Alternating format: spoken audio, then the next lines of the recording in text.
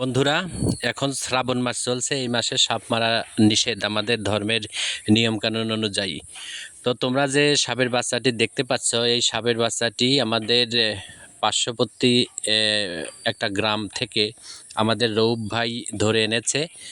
তাদের বাড়িতে এরকম সাপের বাচ্চা প্রচুর পরিমাণে হয়েছে। হয়তো বড় সাপের ডিম পেড়েছিল, সেই ডিম ফুটে তারপরে এরকম বাচ্চা হয়েছে। তো সবাই খুব সাবধানে চলাফেরা করবে অবশ্যই। আমি এর আগে একটি ভিডিওতে সব কিছু বলেছি।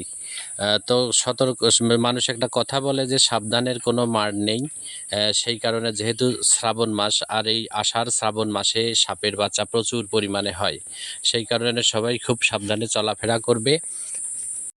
আর এরকম সাপের বাচ্চা যদি কেউ কারোর বাড়িতে দেখে থাকো, তাহলে অবশ্যই ওজা আছে অথবা লোকজন নিয়ে সেগুলো ধরে দিয়ে দিতে হবে, কিন্তু সাপ মারা যাবে না।